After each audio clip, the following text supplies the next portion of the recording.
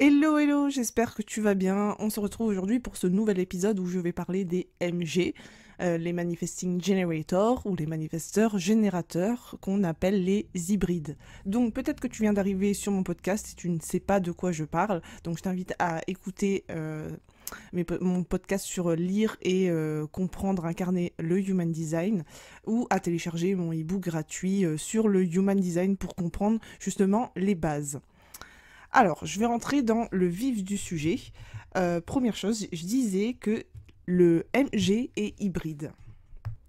Le MG, en fait, on dit qu'il est hybride parce que justement, il a cette capacité d'être générateur, donc il a le sacral défini, et il a cette capacité aussi d'avoir ce côté manifesteur où il va justement initier. Il est hybride aussi également parce qu'il est considéré comme multifonction.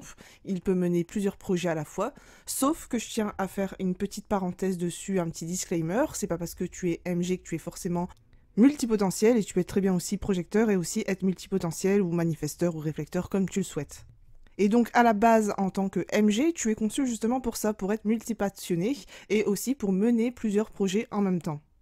Alors évidemment, si tu es entrepreneur, du coup, il faudra définir différents clients puisque je connais des multipotentiels qui font différentes choses, mais qui font aussi des choses, on va dire, de façon pyramidale. Je n'ai pas exactement les mots.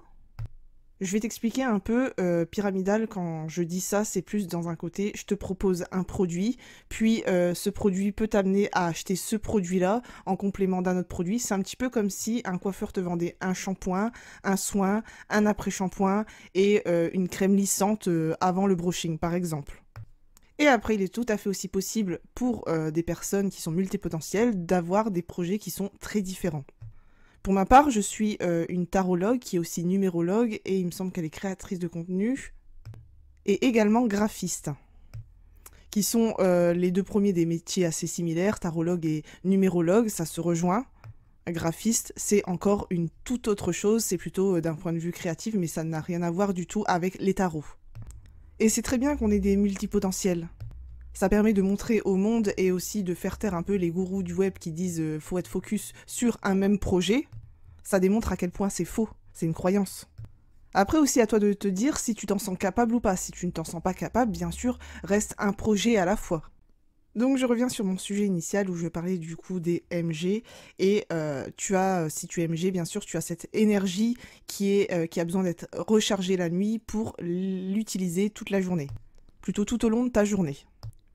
Tu as un gros réservoir énergétique qui te permet justement de t'éparpiller en gros et de l'utiliser dans quelque chose qui te fait vibrer, ou plutôt dans les choses qui te font vibrer.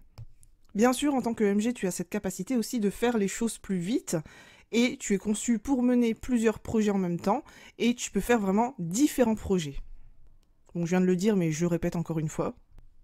Donc ta stratégie en tant que MG, c'est de répondre et informer. Alors techniquement, qu'est-ce que ça veut dire ? Donc comme le generator, tu es là pour répondre à la vie. Je sais bien que cette stratégie est encore mal comprise parce que quand je parle de la stratégie de répondre, je sais qu'il y a ce regard venant des gens qui disent « mais qu'est-ce que ça veut dire ? Qu'est-ce qu'elle est en train de raconter ?» Et en fait, c'est tout simple, c'est répondre à des choses qui vont se présenter à toi naturellement. Et là, tu es libre de répondre oui ou non. C'est pour ça que le sacral, il agit vraiment, il répond vraiment aux questions fermées, que ce soit oui ou non, ou des questions à choix multiples. Donc moi, je dirais 3 choix maximum, parce que trop de choix tue le choix, en tout cas pour le MG et le générateur. Et en gros, c'est pas que tu ne peux pas initier, mais c'est vraiment le fait de t'écouter intérieurement, d'écouter ton sacral. C'est vraiment ce qui est le plus puissant chez toi, c'est ton sacral.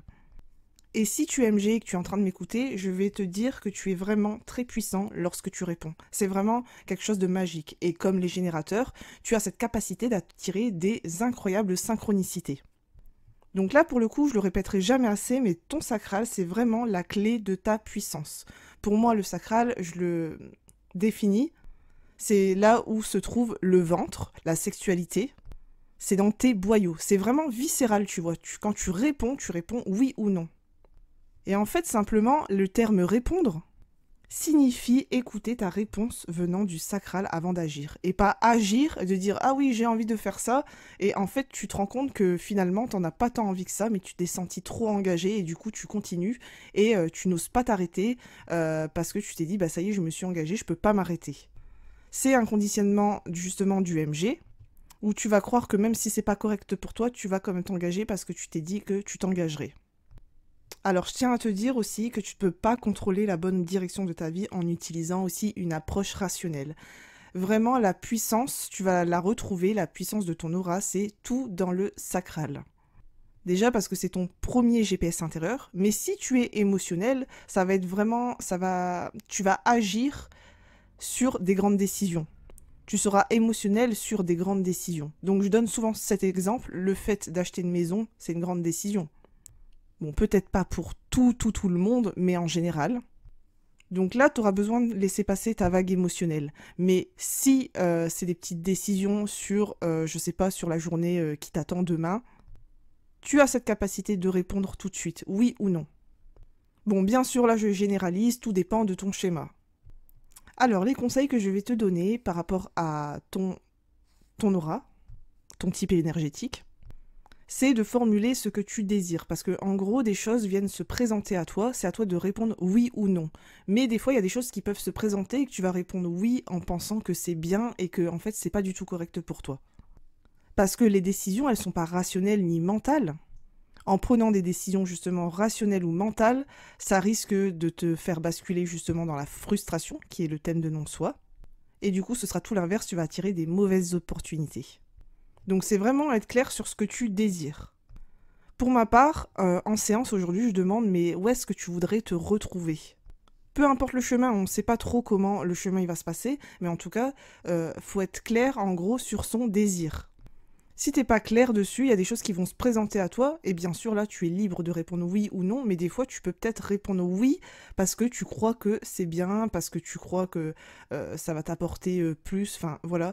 Et après je pourrais pas te dire que c'est une mauvaise décision parce que cette opportunité-là, en gros, elle peut t'amener à une autre opportunité. Tu vois ce que je veux dire ? Je ne suis pas générateur ni MG, mais moi j'ai déjà accepté un job que je voulais pas spécialement faire. C'est pas quelque chose de spécialement difficile, mais je me suis dit bon bah je vais le faire quand même parce que en fait c'était un bon moyen pour moi d'avoir une espèce de vie sociale, et sortir aussi de mon quotidien et rencontrer des gens parce que ça j'adore rencontrer des gens.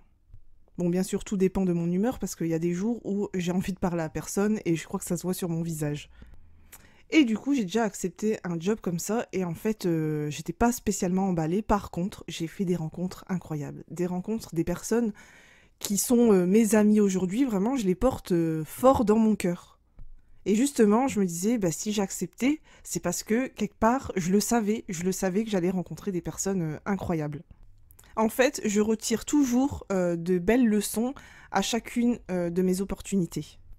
En gros, si tu as déjà regretté une décision, peut-être que tu peux voir un côté positif. Peut-être que ça t'a apporté quelque chose. Sans cet événement-là, par exemple, ça t'a apporté une rencontre et ça t'a amené à un autre événement très important dans ta vie. Et tu vois, peu importe le chemin que tu vas faire, ça va t'amener justement à ta direction parce que tu es là pour répondre. Donc, tu réponds à ceci et tu vas sentir si c'est correct pour toi. Mais même si c'est pas correct, eh ben c'est pas grave, tu le sais pour la prochaine fois. Et comme je l'ai déjà dit plusieurs fois, le Human Design, c'est une expérimentation. Expérimente ton autorité et ta stratégie et tu verras que tu attireras des opportunités. C'est déjà 50% du travail. Il faut savoir qu'il y a certains lecteurs Human Design qui vont te dire que c'est pas suffisant, sa stratégie et son autorité, mais moi je dirais que c'est plutôt un point de départ. Parce que c'est vrai, on a des traumas voilà, qui nous sont générés dus à notre enfance, enfin pas forcément des choses graves. Ça peut être des choses toutes simples dans la vie. Un jour, une personne ou un parent nous a crié dessus. Nous a crié dessus partant d'une bonne intention parce que, par exemple, il a eu peur et du coup, ça nous a généré un traumatisme. Donc, bien sûr, il existe des techniques pour cela. Alors, je dirais pas de la méditation, mais je partirais plutôt sur des techniques comme l'hypnose, le FT, un travail sur les énergies et encore d'autres techniques, peut-être dont je n'ai pas connaissance aujourd'hui encore. Mais laisse-toi porter vraiment par des autres techniques, même si l'approche, tu ne la connais pas et peut-être qu'elle a l'air de te faire peur, peut-être que ça peut t'amener quelque chose de bon. Oui, c'est bien d'écouter sa stratégie et son autorité. Après, le Human Design, c'est aussi l'incarner puisque ça représente notre carte énergétique et mécanique. Et c'est à nous de le respecter, entre autres, parce qu'en fait, on l'incarne déjà, mais à différents niveaux. Alors, pour ma part, moi, je dirais, en tant que manifesteur, j'ai toujours su, depuis très longtemps, je peux pas dire, je pense que ça a commencé dans l'enfance, que j'étais vraiment différente des autres. Alors quand je dis différente, parce qu'on l'est tous, j'ai su que j'avais ce côté où je marquais les gens. Et ça continue encore aujourd'hui parce que mes phrases, apparemment, elles sont impactantes. Bien sûr, je n'en avais pas conscience. Et c'est vrai que dans mes phrases, je suis assez directive. Je vais droit au but. Je ne passe pas par quatre chemins et je manque aussi de diplomatie. Bon, ça, c'est ce qu'on m'a dit. Mais quand tu fais la lecture, tu lis un peu des choses sur le Manifestor, tu vois bien que c'est un personnage vraiment à part. Rassure-toi, les manifesteurs ne sont pas du tout méchants, il y en a énormément que je connais et ils sont très sympas, c'est juste qu'ils ont ce côté directif. Et directif, c'est-à-dire qu'ils vont droit au but. Et d'ailleurs, pour ma part, tu vois, il n'y a pas de tabou chez moi, il n'y en a pas dans ma famille, je peux vraiment parler de tout, je peux vraiment parler aussi de sexe, clairement. J'ai pas de problème aussi avec ça, je peux très bien me dire, hier soir j'ai fait l'amour avec mon mari, et en fait c'est des choses qui sont tout à fait naturelles. Voilà, enfin bref, je dérive de sujet. Juste le fait de savoir que tu dois savoir, non pas que tu dois, mais en gros, il est préférable que tu saches où tu veux te retrouver. Quel est vraiment ton désir profond? Bien sûr, si tu te dis je veux devenir super riche et tu sais pas vraiment pourquoi, parce que c'est cool, hein, tu vois, d'être riche, je pense que tout le monde voudrait l'être, ou au moins énormément de personnes. Mais dans quel but? Est-ce que ça te fait réellement vibrer? Après, est-ce que tu as aussi des croyances limitantes? J'ai un exemple, j'ai une amie qui aimerait travailler dans le monde du maquillage, dans le monde artistique. Mais quand elle parle, elle dit « Ah non, mais je peux pas, en fait, je suis déjà bloquée ici, c'est bon, je suis enfermée ici. Je peux pas partir comme ça, c'est trop compliqué. J'ai des factures aussi à payer. » Donc là, en disant ça, forcément, elle se met des blocages toute seule, alors que si ça se trouve, en tant que MG, justement, elle peut répondre à une synchronicité, elle peut répondre justement à ce rêve qui lui parle. Et c'est parce que aussi, au fond, elle pense qu'elle n'aura pas le droit, elle ne peut pas vivre ça, donc automatiquement, elle ne peut pas répondre. Et c'est pour ça qu'il est important de définir tes désirs et justement soulever ces blocages, enlever ces conditionnements, parce que clairement, en France, on nous a appris justement à être des merdes. On nous a fait croire qu'on était des merdes alors qu'on a un potentiel de ouf. J'ai une sœur qui a un potentiel de ouf concernant le monde artistique et sa manière justement d'organiser, de gérer les choses.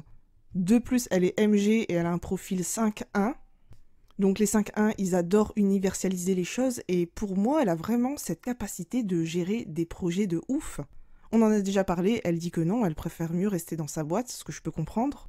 Et du coup, elle n'a pas ce désir-là, ou peut-être elle s'autorise pas à avoir ce désir-là. Et du coup, elle ne peut pas répondre. Donc j'espère que ces exemples, ça va pouvoir t'aider pour toi définir ce que tu veux et justement t'autoriser à avoir ce que toi tu veux. Ensuite, mon conseil suivant, ce serait prendre l'habitude de te poser des questions fermées. Et n'hésite pas à te parler à toi-même à haute voix, comme ça tu vas tout de suite sentir dans ton ventre si c'est ok pour toi. T'as pas besoin de réfléchir parce que c'est vraiment viscéral. Donc tu peux commencer par des petites choses, par exemple sur ce que tu vas manger ce soir, sur les activités que tu aimerais faire dans la semaine ou dans le mois prochain. Et pour ceux qui sont émotionnels, je dirais que ça dépend vraiment de l'importance de ta décision. Dans les deux cas, que tu sois sacral ou émotionnel, tu peux vivre des vagues émotionnelles, puisque si tu as le plexus solaire qui est non défini, ça va être amplifié. Tu peux recevoir des énergies venant des autres. Et du coup, si tu ne sais pas décider, je t'invite à attendre. Et ne crois pas que tu passes à côté d'une opportunité. Vraiment, écoute-toi sur ce côté-là. C'est pas le moment de décider, j'arrive pas à décider, donc je vais attendre. Tu le sauras quand ce sera le bon moment. Autre conseil, je te dirais, ne surtout pas initier. Alors ne pas initier en priorité. Vraiment, tu dois répondre puis informer pour initier. Donc la priorité, c'est vraiment de suivre ce qui te fait vibrer, puis ensuite informer de tes intentions pour éviter résistance comme la frustration et la colère, et informer en gros les personnes qui sont susceptibles d'être impactées, notamment les proches, ou si tu es entrepreneur, tes clients potentiels, ou tes clients tout court.